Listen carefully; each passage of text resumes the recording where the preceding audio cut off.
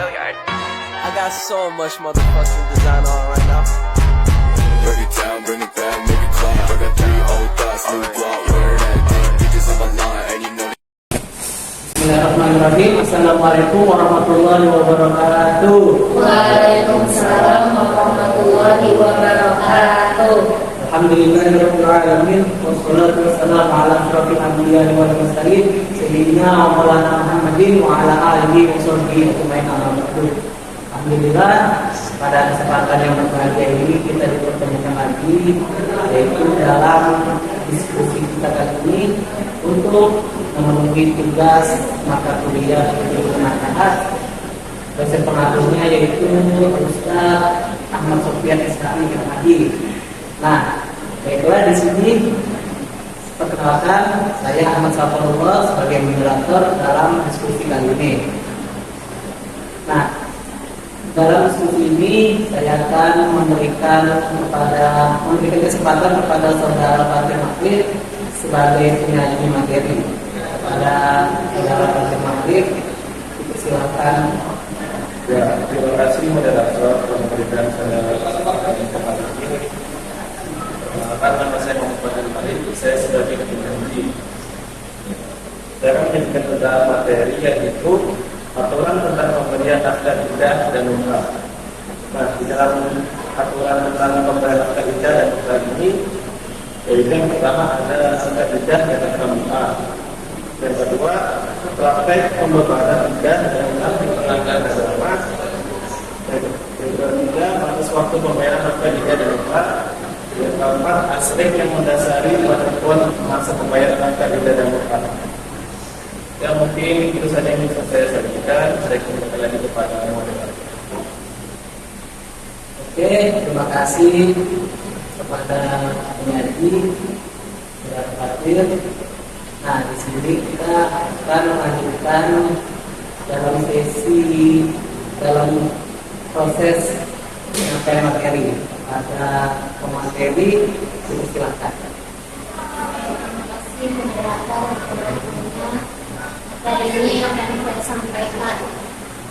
Yang pertama itu tentang nafkah iddah dan nafkah umrah. Penjelasan singkat nafkah iddah dan nafkah umrah. Nafkah iddah merupakan nafkah yang diwajibkan diberikan kepada istri yang ditalak seperti kebutuhan baik pangan, pakaian, dan tempat tinggal selama masa iddah. Nafkah ini berlangsung selama 3-12 bulan tergantung kondisi haid istri yang dicerai. Definisi iddah dalam fikih ialah masa tertentu yang dilalui oleh seorang perempuan untuk mengetahui bersihnya rahim atau untuk ibadah. Oleh karena itu, seorang perempuan yang telah dicerai talak oleh suaminya di pengadilan yang menyelesaikan perkara mereka supaya dapat menikah lagi untuk mengetahui bersihnya rahim atau untuk melaksanakan perintah Allah Subhanahu wa Ta'ala. Seorang perempuan yang mencerai suaminya dalam bentuk apapun, cerai hidup atau cerai mati, sedang hamil atau tidak hamil, dan masih berhaid atau tidak berhaid, maka wajib menjalani masa iddah. Di antara legalitas nafkah iddah adalah sebagai berikut. Yang pertama adalah ayat 1 yang artinya, hai Nabi, apabila kau menceraikan istri-istrimu, maka hendaklah kamu menceraikan mereka pada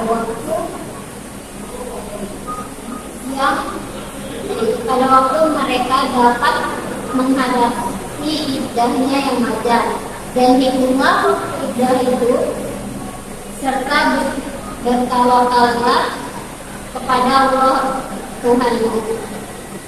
Janganlah kamu keluarkan mereka dari rumah, dan jangan mereka diizinkan keluar kecuali mereka mengerjakan perbuatan keji yang terang.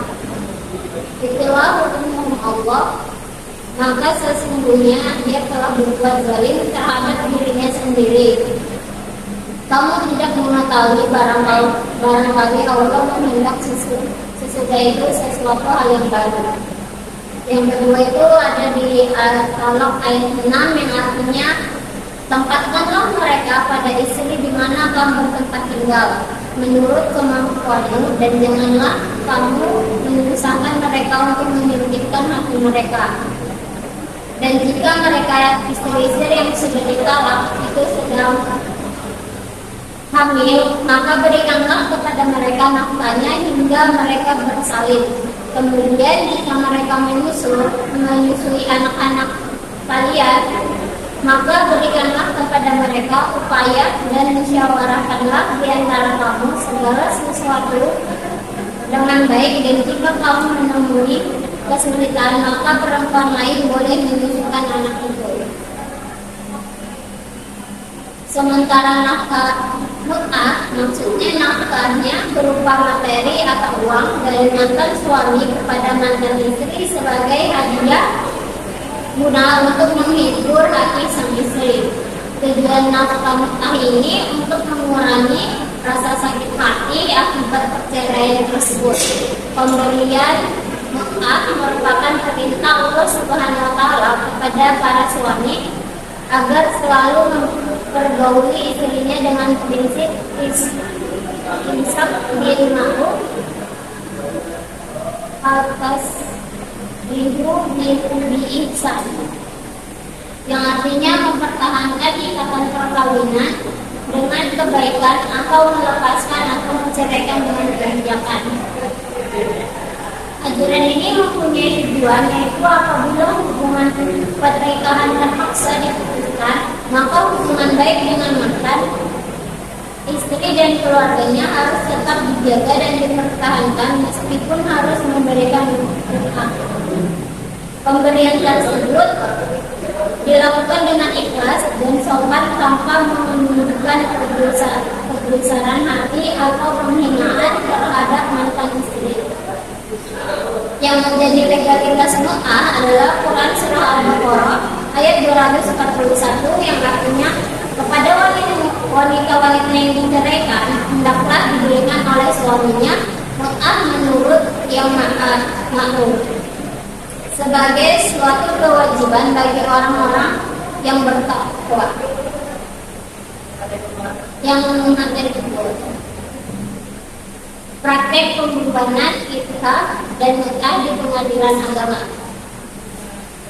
Dalam beberapa perkara cerai talak sering dijumpai amar putusan yang mengabulkan memberikan izin kepada pemohon untuk mengucapkan ikrar talak disertai dengan menghukum membebankan kepada pemohon untuk membayar kepada termohon berupa sejumlah atau berupa mut'ah. Nafkah iddah dan nafkah lainnya yang terkait dengan kewajiban suami terhadap istri yang diceraikannya. Pengamatan Kusnoto pada umumnya amat dalam beberapa putusan perkara cerai talak di pengadilan hanya menyebutkan beberapa unsur. Di antaranya adalah unsur subjek yang membayar, objek yang dibayar, dan jumlah yang harus dibayarkan serta jenis pembayaran, akan tetapi yang tersebut tidak membuat batasan waktu pembayaran. Padahal di sisi lain kerap kaitannya dengan hal itu bahwasanya masa pengucapan ikrar talak tersebut dibatasi waktu maksimal 6 bulan setelah ditetapkan hari sidang ikrar talak. Pada praktiknya pembebanan nafkah iddah dan mut'ah bisa berupa adanya kemungkinan balik rekonsiliasi dari termohon yang bisa juga secara hakim karena jabatannya. Dalam putusan hakim bersifat menghukum karena sifatnya tersebut, maka sebuah kewajiban secara hukum yang harus dilaksanakan bagi terhukum.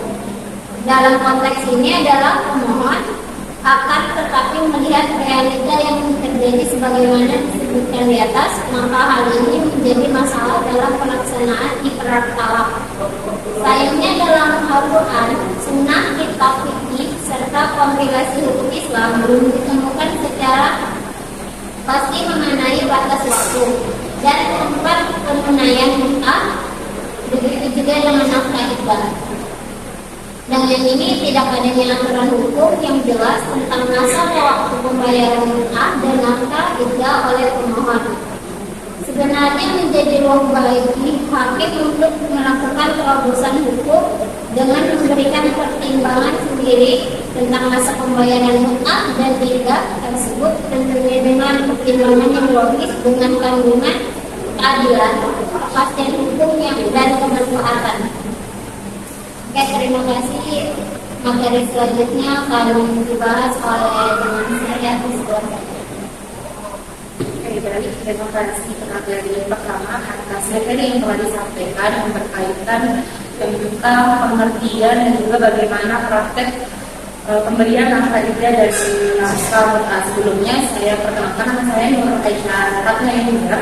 Di sini saya sebagai pemateri kedua.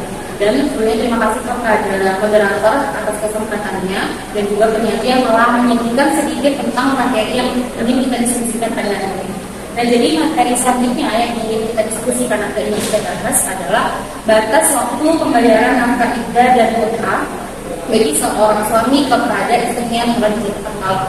Nah, yang seperti disebutkan sebelumnya oleh pemateri pertama tadi, bahwa tidak ada hukum yang secara pasti atau tidak ada peraturan yang menetapkan adanya batas waktu pembayaran nafkah iddah ataupun nafkah mut'ah. Nah, dengan ketidakadanya peraturan tersebut ini memberikan ruang bagi hakim untuk menentukan atau untuk memberikan hukum yang baru dengan melihat pertimbangan-pertimbangan dari logis si suami ataupun si istri.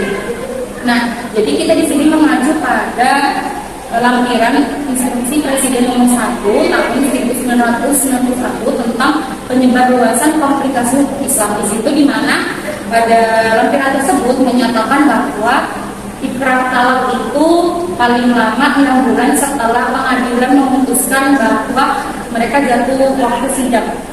Nah, jadi ketika seorang suami menggugat istrinya dan itu sudah diajukan ke pengadilan agama dan pengadilan agama memanggil kedua pasangan tersebut suami istri untuk menghadiri peradilan, di situ nanti peradilan hakim akan menanyakan dulu terlebih dahulu nominal dari berapa jumlah nafkah iddah dan nafkah mut'ah. Nah, di materi sebelumnya itu belum dijelaskan terkait nominal, jadi di sini berkaitan sih antara nominal dengan batas waktu, karena dari adanya nominal itu akan berdampak ke batas waktu pembayaran. Nah, jadi nanti hakim akan menanyakan kepada pihak istri berapa banyak harta yang ingin diminta oleh pihak istri kepada pihak suami. Di sini contohnya, misal pihak istri meminta sebanyak 5 juta terhadap nafkah iddah selama sebulan. Nah, jadi kalau sebulan itu 5 juta, yang kita ketahui kan nafkah iddah 3 bulan kan, 3 bulan 10 hari atau 11 hari.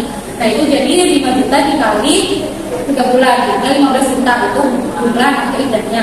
Dan untuk nafkah mut'ah itu kebanyakan dari hasil pengadilan itu biasanya lebih tinggi dari nafkah iddah. Kenapa?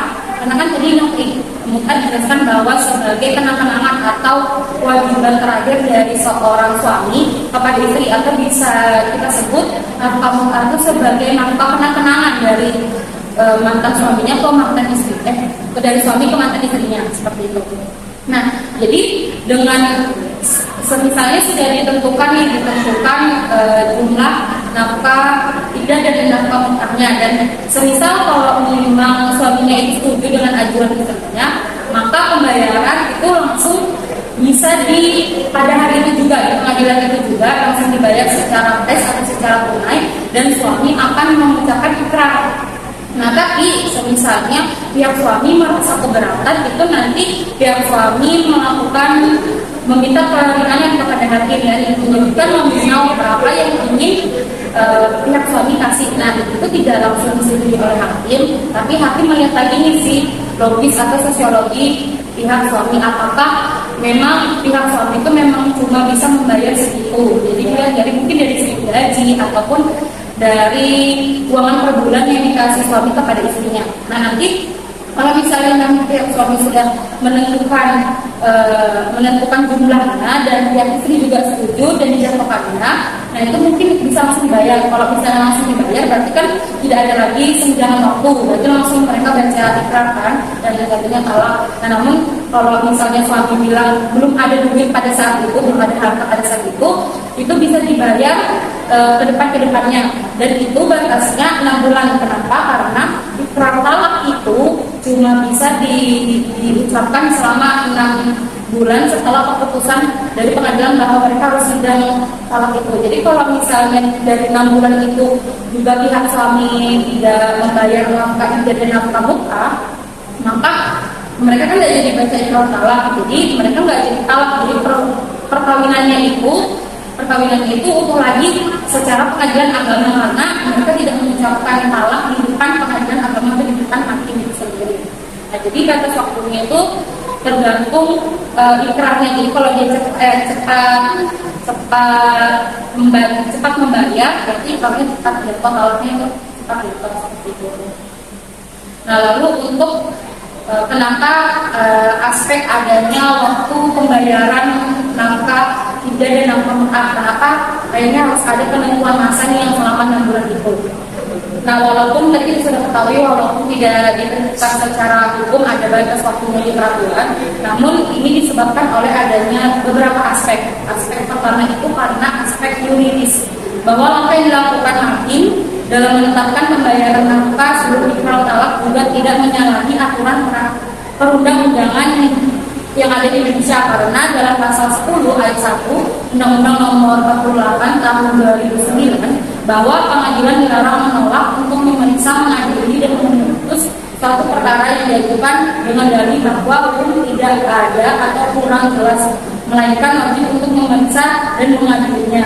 Dan pasal 5 ayat 1 bahwa hakim dan hakim konstitusi wajib menggali, mengikuti dan memahami dengan hukum dan rasa keadilan yang hidup dalam masyarakat. Nah, jadi bukan karena masa iddah itu tidak tercantum dalam peraturan perundang-undangan, hakim itu berhak menolak ajuan tersebut. Tapi dengan tidak adanya peraturan tersebut, hakimlah yang berhak dan hakimlah yang dituntut untuk menentukan hukum sendiri berdasarkan dengan beberapa bukti atau beberapa ajuan seperti sosiologi dan keadaan suaminya itu seperti apa. Nah, terus selanjutnya itu yang kedua, aspek filosofis, bahwa pertimbangan pembayaran nafkah iddah dan mukah yang dilakukan sebelum ikrar talak merupakan ijtihad dari hakim secara politik. Kebijakan tersebut dilakukan sebagai langkah dalam menegakkan hukum dan memperjuangkan hak nafkah istri yang seharusnya dipenuhi oleh suami. Ijtihad hakim diperbolehkan dalam hukum Islam. Hakim diposisikan sebagai ijtihad yang harus mengambil kesimpulan dan menetapkan hukum. Ijtihad seorang hakim diharamkan apabila perkara yang sudah ada hukumnya dan telah ditetapkan berdasarkan dalil-dalil yang pasti. Tidak apabila ada perkara yang tidak mempunyai ketetapan hukum, maka hakim diperbolehkan berijtihad, asalkan ijtihad tersebut tidak menyalahi peraturan-peraturan yang ada dan dipergunakan untuk menegakkan keadilan dan kemaslahatan umat. Nah, jadi seperti yang sudah dijelaskan bahwa karena tidak adanya peraturan tersebut, maka hakimlah yang berijtihad atau memutuskan hukum itu sendiri terkait dengan nafkah iddah dan nafkah muka. Nah, selanjutnya aspek ketiga yaitu aspek sosiologi, bahwa langkah hakim dalam memperjuangkan nafkah istri adalah melalui pendekatan persuasif, tidak serta-merta dihukum untuk membayar dengan jumlah yang ditentukan, akan tetapi juga melihat segi kemampuan dan kesanggupan permohon untuk membayar. Nah, jadi tadi karena memang tidak ada ketentuan baik nominal maupun waktu, jadi kan hakim yang menentukan, tapi hakim tidak menentukan secara sepihak, tapi melihat dari pihak suami dan pihak istri, apakah pihak suaminya ini setuju dengan ajuan istri sebesar nominalnya seperti itu, dan apakah istri tidak merasa direndahkan dengan nominal, misalnya nominalnya terlalu rendah, misalnya kayak cuma 2 juta atau bahkan kurang untuk pensiun, apakah istrinya itu tidak merasa merendahkan. Nah, kalau misalnya sudah dilihat dari semua aspek dari kedua belah pihak itu setuju, barulah hakim menentukan nominal dan juga waktu pembayarannya. Nah, kalau ketiga aspek ini sebenarnya itu ditujukan untuk melindungi hak seorang istri, ya kan? Jadi kan istri kan tidak mendapatkan, sebenarnya istri kan tidak mendapatkan hak untuk menceraikan suami, untuk mengajukan gugatan cerai. Nah, jadi istri ini yang selalu yang kebanyakan yang digugat oleh suami, dan kebanyakan itu digugat itu karena biasanya karena bidang ekonomi ataupun ada orang ketiga dalam rumah tangga kita, rumah tangga gitu. Nah, habis itu kalau misalnya tidak ada aturan terhadap nafkah iddah dan nafkah mukah, nanti mungkin banyak dari suami yang menganggap enteng akan hak istri yang nafkah itu.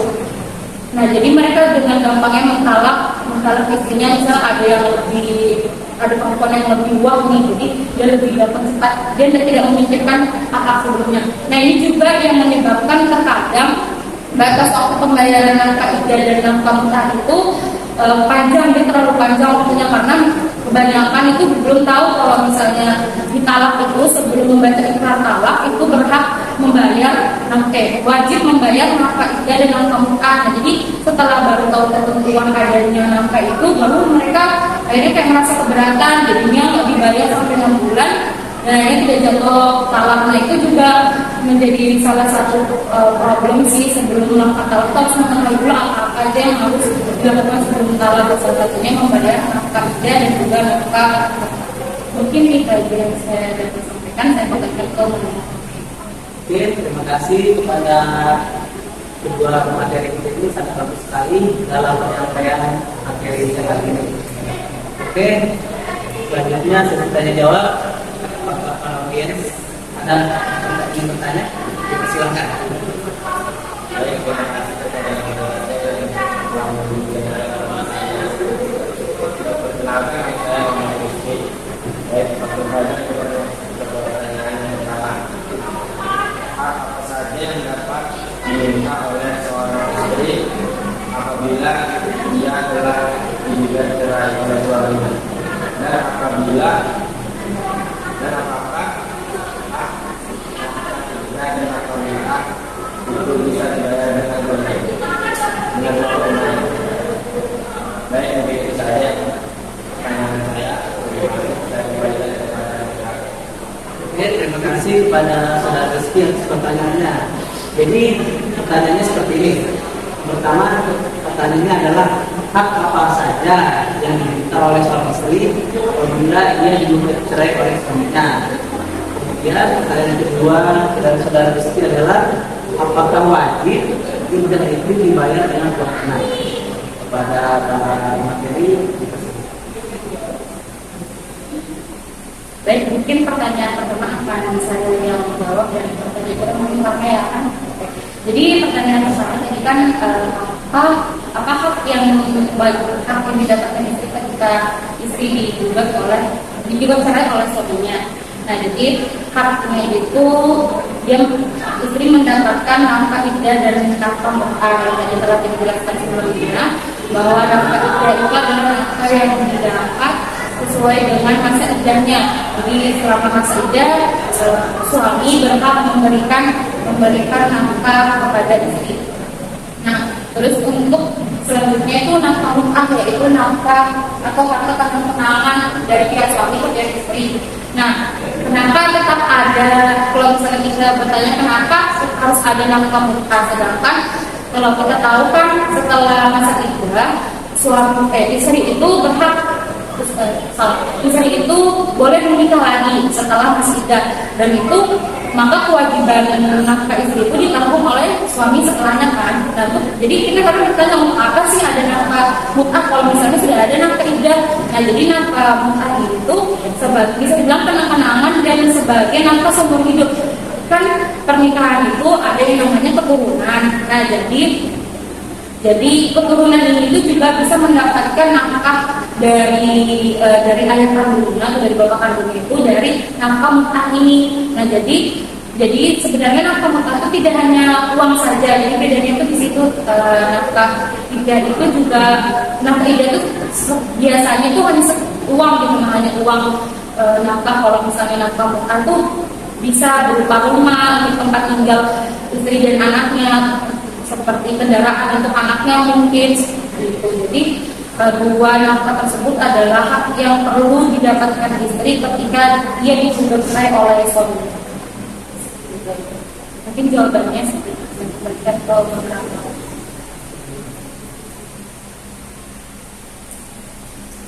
Saya akan menjawab pertanyaan yang kedua, apakah wajib kita dibayar dengan uang tunai? Mungkin terdapat beberapa jenis nafkah yang wajib dibayarkan oleh pihak suami bila sebagai pihak yang mengajukan permohonan cerai talak kepada pengadilan agama, yaitu nafkah idah, yaitu nafkah yang wajib dibayarkan mantan suami kepada mantan istri, dibayarkan dari mantan suami kepada mantan istri selama masa iddahnya itu. Ada yang wajib ada yang wajib dibayarkan tunai, seperti nafkah selama masa iddah dibayar itu 3 juta, dibayarkan secara tunai sebelum ikrar telah diikatkan oleh tergugat di hadapan majelis hakim. Ini saya dapat menjawab, saya kembalikan ke masyarakat. Oke, terima kasih atas jawabannya. Bagaimana para penanya? Apakah sudah puas dengan pertanyaan jawaban tersebut? Di sini saya akan memberi kesempatan lagi kepada Luis. Apakah ada yang ingin bertanya? Jadi mungkin barangkali ingin bertanya. Terima kasih sudah lebih kesempatan untuk menanyakan. Saya ingin menanyakan 2 pertanyaan, yaitu yang pertama, jika istri yang menggugat, apakah istri tetap dapat nafkah idah atau nafkah tetap dari mantan suaminya? Terus pertanyaan kedua adalah, apa bedanya nafkah idah dengan nafkah? Terima kasih. Dan kembali lagi kepada moderator. Oke, terima kasih atas pertanyaan dari penyanyi. Jadi begini para materi, pertanyaannya adalah yang pertama, jika istri menggugat, apakah istri tetap dapat nafkah idah atau nafkah mutlak dari suaminya? Pertanyaan kedua, apa sih bedanya nafkah idah dengan nafkah mutlak?